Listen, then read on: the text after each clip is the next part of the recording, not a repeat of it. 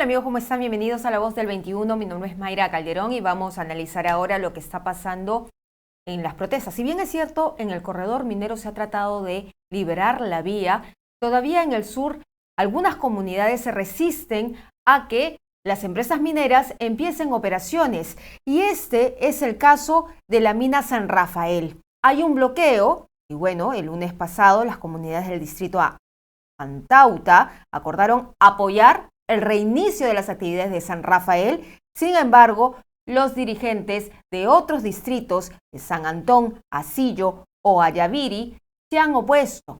Vamos a analizar este tema con Iván Arenas, analista político, con quien ya estamos conectados. ¿Cómo estás, Iván? Hola, ¿cómo estás, Mayra? ¿Qué tal? Muchas gracias. Cuéntanos esta problemática. Eh, si bien es cierto, han bajado las protestas, pero todavía hay cierta resistencia en el sur sobre el reinicio de operaciones de las minas. Sí, exactamente. Mayra, hay digamos, un riesgo permanente en alguna de las operaciones mineras más importantes del Perú. Caso, por ejemplo, de Minsur, el tema es una de las primeras operaciones en esta parte de Sudamérica de estaño. Actualmente la operación está entrando recién a funcionamiento, entendiendo además que las comunidades que estaban cerca o que están cerca de la operación minera, en este caso que están dentro del distrito de Antauta, están a favor de la ejecución, están a favor de la continuación de la operación, pero además de eso, hay varias comunidades que son proveedoras de la propia empresa minera y además hay 4.500 empleos de manera directa e indirecta que estaban en riesgo. Sin embargo, como te decía, las comunidades del distrito de Antauta sí quieren que vaya. Sucede mucho que en diferentes partes, en diferentes operaciones, sobre todo en el corredor minero o en el sur del Perú, sucede que varias de las comunidades que están próximas, es decir, en el área de influencia directa e indirecta del proyecto, están a favor de las operaciones, por los resultados, por los beneficios, por las contribuciones que la empresa minera o la operación minera, de manera directa a través del Estado, tiene con estas comunidades. Sin embargo, lo que pasa también es que varias de las comunidades que no son parte exclusivamente del área de influencia de alguna operación minera se ponen en contra y lo que hacen es bloquean carreteras, se ponen de acuerdo con otras comunidades, con otros distritos, crean frentes, crean comités y a partir de allí lo que hacen es bloquear, paralizar, como el caso que ha sucedido con Minsur, donde Antauta quiere, es decir, el distrito de Antauta, las comunidades de Antauta quieren que vayan definitivamente por las contribuciones que hay, sociales, económicas, tributarias, en fin, dentro del distrito y también dentro de la provincia, pero algunos de los líderes comunales de otros distritos son los que no quieren, caso por ejemplo así o San Antón. Sin embargo, en los últimos días ya hemos sabido que hubo una reunión y Antauta ya dio por, digamos, iniciada el reinicio de operaciones, ¿no? En este caso San Rafael, pero Antauta le dio digamos, el apoyo. Sin embargo, falta otra cosa que es importante, que es el transporte de minerales. Y en el transporte de minerales, por ejemplo, no solamente San Rafael no puede sacar el estaño que produce, sino además las bambas. Las bambas tampoco puede trasladar hacia los puertos arequipeños el cobre que se están produciendo. ¿Por qué? Porque básicamente el corredor minero está permanentemente en riesgo, sobre todo en la parte de Chalhuahuacho, que es la parte que es el área de influencia de las bambas. Entonces, pueden producir, están produciendo aún lentamente, pero lo que no pueden hacer es transportar y menos exportar el estaño o el cobre que nos serviría tanto para la alicaída economía peruana en estos momentos, ¿no? Y esta resistencia no será más bien política, porque acordémonos que en el corredor minero la mayoría de los alcaldes o autoridades elegidas son de Perú Libre y se han opuesto siempre a la actividad minera. Sí, en efecto, hay varias cosas que son importantes decirlo, hay varias aristas en la conflictividad, entre ellos las propias autoridades que están en contra del desarrollo, están en contra de la ejecución de proyectos mineros, básicamente por ideología o también por temas programáticos. También hay evidentemente asesores que están dispuestos a generar mayor conflicto para sacar mayor réditos que se asocian con los poderes del Estado, el Ministerio Público, el Poder Judicial que tejen redes con las propias comunidades, con algunos malos elementos de las propias comunidades para sacar mayores beneficios directos e indirectos, quieren ser proveedores, utilizan el chantaje, el bloqueo, y todo eso, entre comillas, a favor de o para luchar por las exigencias legítimas de las comunidades, que si bien las pueden existir, pero muchas veces son utilizadas por estos proveedores, digamos, pues por estas asesores o por estos grupos o por estas organizaciones no gubernamentales, que lo que hacen, como te digo, es frustrar y bloquear las carreteras para poder oponerse a las inversiones mineras que tanto desarrollo han traído. Sin embargo, no pasa eso con las minería ilegal y minería, básicamente la minería ilegal o la minería informal, que lo que hacen también es, sí pueden transitar, ¿no? Porque las propias comunidades también le dan el permiso, o sea, no puedes transitar tú a la minería moderna que genera empleabilidad, que genera tributación y desarrollo para el país, pero sí lo que puedes hacer es darles permiso, otorgarles licencias a los mineros informales o mineros ilegales, ¿no?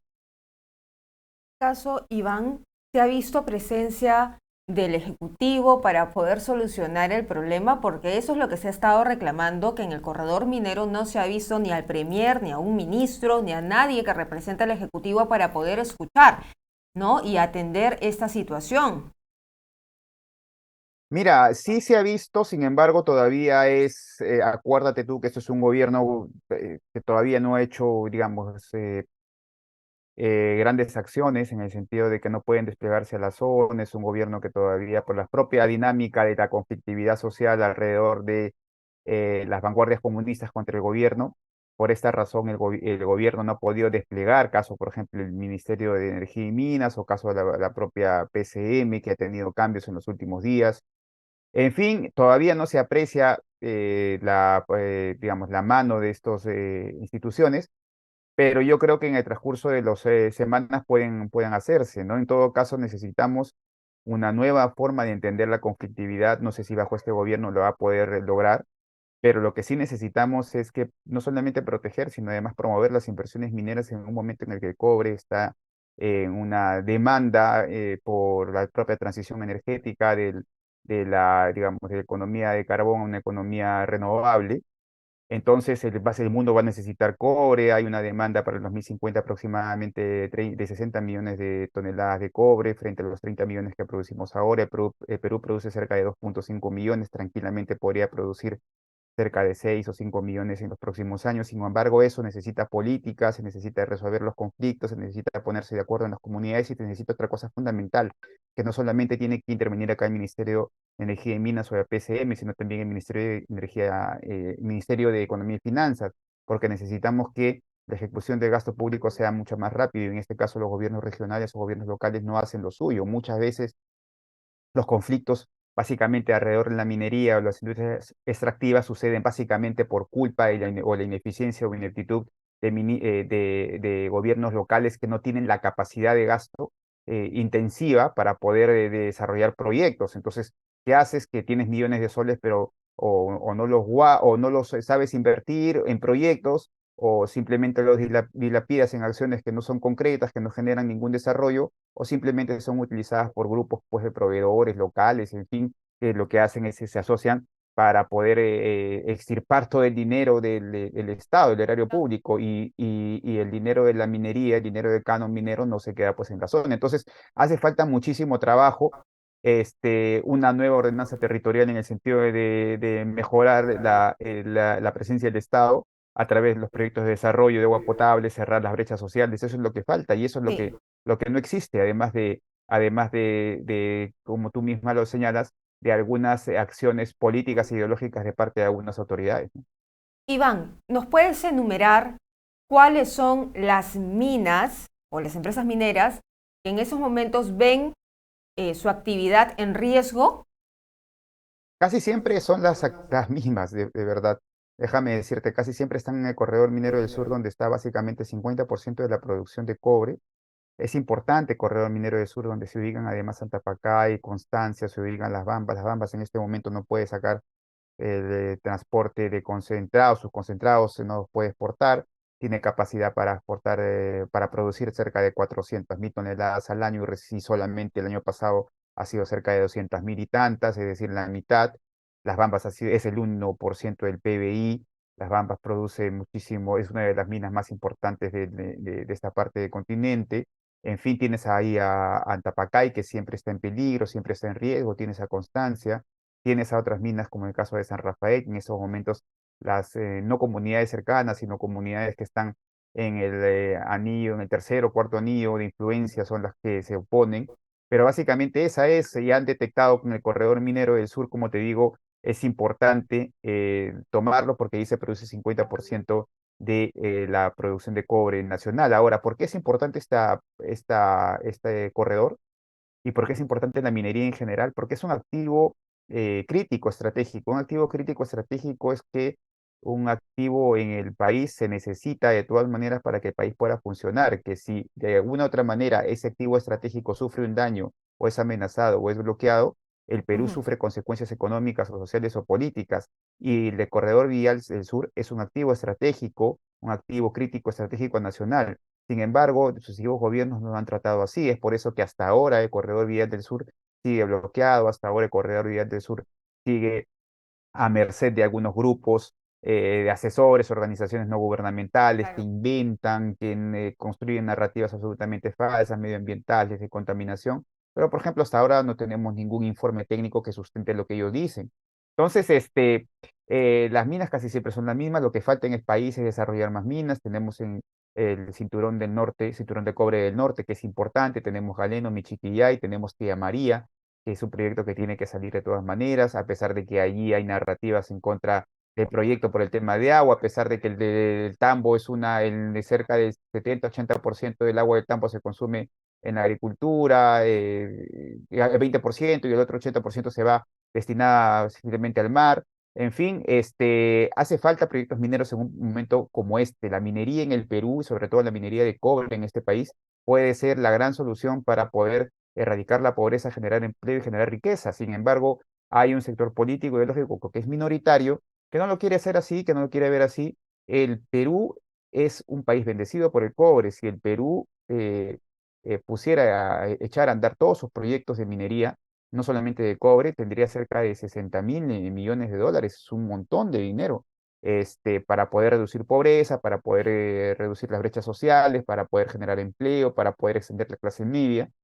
Pero eso no hay en este país, ¿no? Y eso básicamente tiene que hacer el gobierno de Dina Boluarte, que si bien es Ojalá. un gobierno de transición, pero debería tomar el toro por las astas. Es un gobierno que tiene que hacer algo de todas maneras, del PCM, del Ministerio de Economía y Ujú. Finanzas o de del propio MINEM, el Ministerio de Energía y Minas, ¿no? Tiene que ponerse a Sí. gobernar, porque es lo que le queda a la presidenta, porque todos sabemos que en el 2023 no se va a ir, probablemente en el 2024 tampoco, entonces ella tiene que gobernar, y gobernar significa echar a andar este país. Y echar a andar ese país significa desarrollar las fuerzas productivas y sobre todo la minería, que es básicamente el pan del Perú, ¿no? Muy bien, Iván, muchísimas gracias por estar con nosotros, aclarándonos el tema del corredor minero que todavía, como tú bien dices, continúa en riesgo y esperamos pues que desde el Ejecutivo se tomen acciones para poder echar a andar la actividad minera que tanto sostiene el país. Muchísimas gracias. Muchas gracias, Mayra. Bien, era entonces el analista político Iván Arenas que estaba hablando con nosotros sobre la minería en el corredor minero del sur, donde en esos momentos hay una amenaza latente. Continúan los bloqueos por aquellas comunidades que no están de acuerdo con la actividad minera. Nosotros vamos a regresar más adelante.